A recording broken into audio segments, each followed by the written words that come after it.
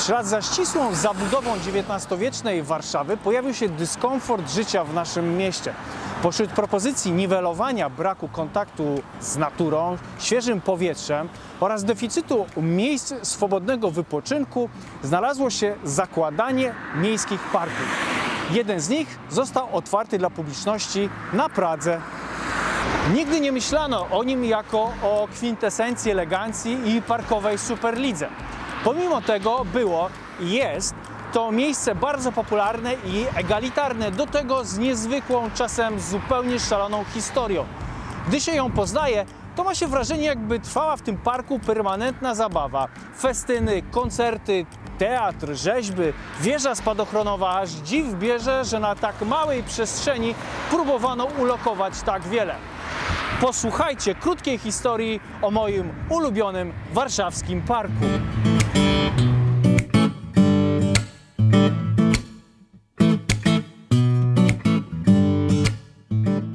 Ale zacznijmy od początku. Z dokumentów i planów wynika, że Park Praski został założony na terenie łąki służącej za pastwisko.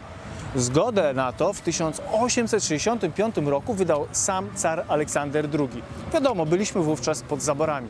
No ale jak to możliwe, że w centrum miasta, vis-a-vis Zamku Królewskiego, jest taki kawał niezagospodarowanej ziemi? Mało kto wie, ale gdy spacerujemy po dzisiejszym parku, to tak jakbyśmy chodzili po ogrodach, sadach, domach i stodołach dawnej Pragi.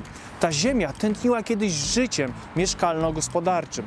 Gdzie to się wszystko podziało? Musimy cofnąć się do początku XIX wieku, do czasów wojen napoleońskich. W okresie, gdy Warszawa została zajęta przez wojska francuskie, decyzją cesarza Napoleona na Pradze rozpoczęły się prace pod budowę fortyfikacji. Aby to zrobić, zniesiono stojącą tu zabudowę mniej więcej od dzisiejszej Targowej do brzegu Wisły i od Ratuszowej aż po Sprzeczną. Praga zamieniła się w jeden wielki plac rozbiórkowo-budowlany.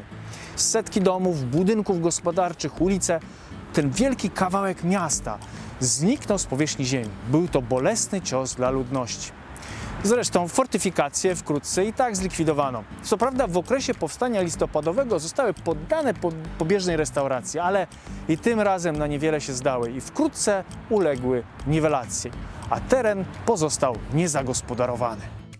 Za czasów rosyjskiego panowania w Warszawie szukano miejsca na założenie nowego parku.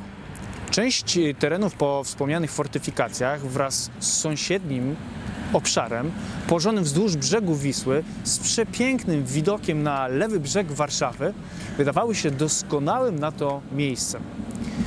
Projekt przygotowany przez Jana Dobrowolskiego nie był skomplikowany.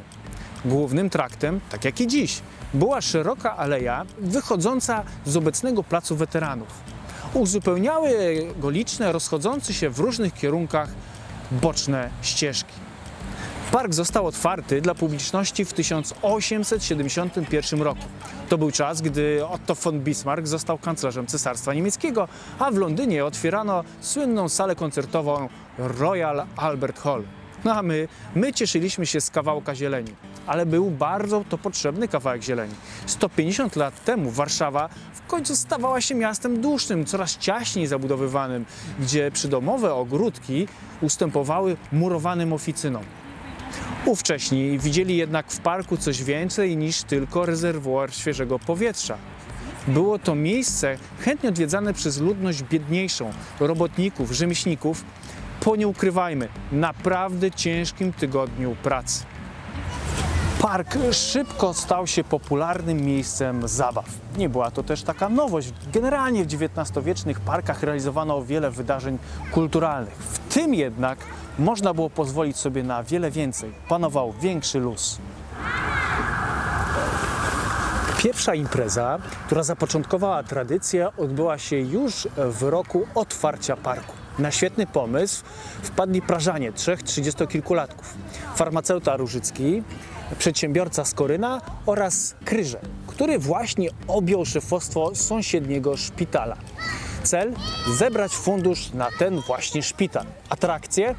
orkiestry, karuzele, wyścigi w workach, w łodziach, a nawet welocypedów. Stragany ze smakołykami, loteria fantowa, a wieczorem pokaz sztucznych ogni. Organizatorzy byli chwaleni za realizację, a publiczność za zachowanie. Efekt? Zebrano kilka tysięcy rubli. Zabawy, na których zbierano fundusze, powtarzały się z różną częstotliwością przez kolejne dziesięciolecia. Ich program był stale rozszerzany. Szczególnym zainteresowaniem cieszyła się wspinaczka na kilkumetrowy słup po nagrodę. Na jego zwieńczeniu stała na przykład flaszka, czasem portmonetka albo jakaś słodycz, rzadziej książka. Ale nie było to takie łatwe. Czy wspominałem, że słup był namydlony? Prawdziwą furorę wśród publiczności robił aeronauta Ernst Witollo i jego pokazowe loty balonem. Tłumy ciekawskich przyglądały się, gdy z terenu parku odrywał się balon, a następnie znikał za horyzontem, budząc marzenia o lataniu.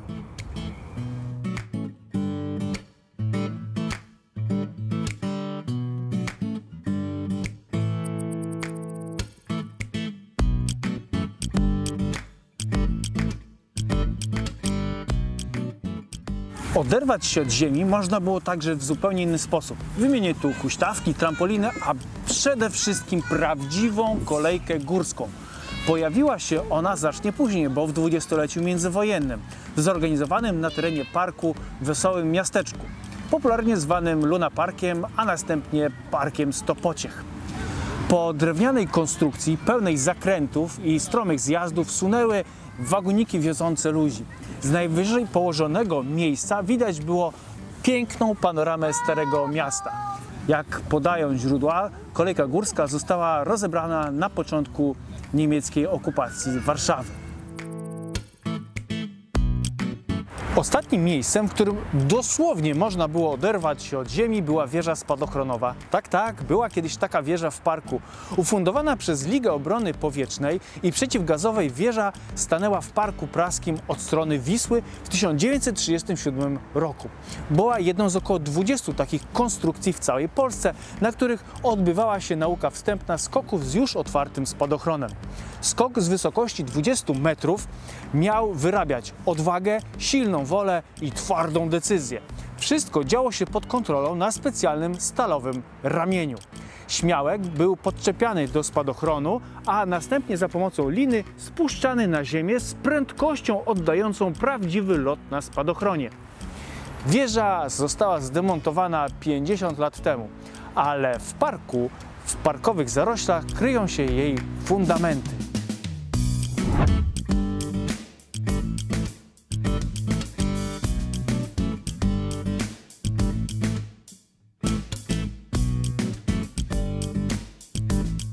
To wciąż nie wszystko. Przed wojną do dyspozycji uczestników lunaparkowej zabawy były również elektryczne samochodziki, dancingi, beczki śmiechu, wirująca podłoga, tzw. dzikie osły, labirynty, gry zręcznościowe i strzelnica i... Zgadli Państwo, to wciąż nie wszystko. Zmieńmy trochę parkowy repertuar. Czy poza uczestniczeniem w zabawach typowo sprawnościowych można było w parku podziwiać na przykład występy artystów? No ależ owszem. Jesteśmy w miejscu na skraju Parku Praskiego vis-a-vis kościoła Świętego Floriana, gdzie przed wojną stał teatr. Budynek został wzniesiony na początku XX wieku. Wypełniał go repertuar przede wszystkim mieszczański, komediowy, wodewilowy, lekki. Już w dwudziestoleciu międzywojennym obiekt został przekazany pod zarząd wojskowy, jako dom żołnierza. No wszak w pobliżu istniały rozległe koszary wojskowe. Było to miejsce przeznaczone dla żołnierzy garnizonu warszawskiego oraz ich cywilnych gości. W sali widowiskowej domu odbywały się przedstawienia teatralne oraz projekcje filmowe. Dom żołnierza funkcjonował aż do września 1939 roku. Został wówczas zniszczony w czasie bombardowania Warszawy przez Niemców. Ruiny zostały rozebrane, a po wojnie teren na stałe włączono do Parku Praskiego. Poza tym w dwudziestoleciu międzywojennym publiczność przychodziła do parku podziwiać umiejętności różnej maści artystów i cyrkowców. Sensacyjne występy w stylu żywa głowa bez tułowia, koncerty muzyków, spacer na trapezie na zawrotnej wysokości głową w dół, połykanie miecza, iluzjoniści, no i wiele innych. Prawdziwy talent show, a może cyrk magii i ściemy.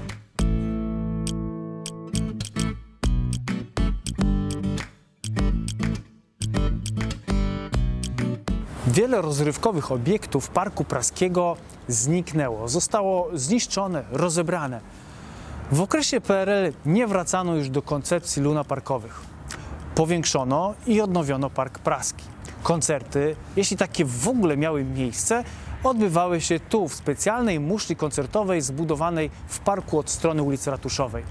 Zresztą dzieje się tak do dziś.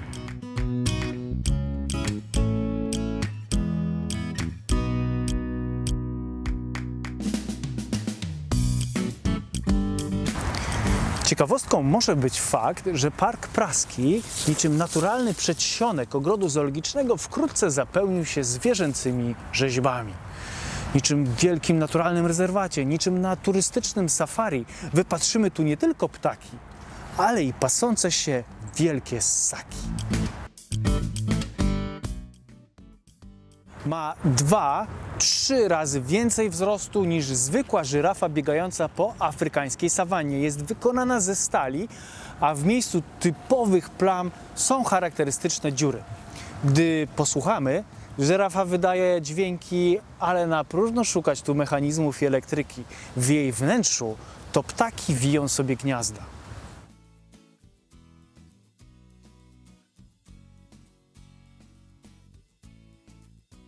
Żyrafa żyje średnio do 30 lat. Tej stuknęło już 40. Stoi w parku w pobliżu Głównej Alejki od 1981 roku jako dar warszawskiego zoo dla dzieci. Wyrzeźbił ją Władysław Frycz. Zupełnie niedaleko znajdziemy jeszcze 3 rzeźby. Kilkadziesiąt metrów dalej spotkamy wyrzeźbione z kamienia obejmujące się 2 postaci. Jedni widzą w tym niedźwiedzie, inni małpki, a niektórzy 2 przekupki, nazywając je kamiennymi babami. Niestety nieznane są okoliczności ustawienia rzeźby, ani jej autor. Wreszcie zupełnie niedaleko kolejne 2 rzeźby. Pierwsza, pozwólcie przedstawić sobie, pan żubr we własnej osobie. No, pokaż się, żubrze.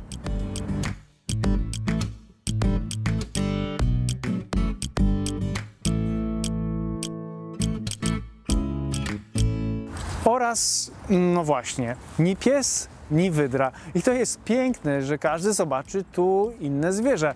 Może nawet hipopotama albo tygrysa. Urwany front nie ułatwia dochodzenia, ale z pomocą nam przychodzą archiwa. Autorem tej rzeźby jest Władysław Frycz, czyli autor wcześniejszej żyrafy. A przedstawia ona, uwaga, uwaga, nosorożca. Gdzie jest róg? Mogą Państwo zapytać. Oderwany został już dawno temu.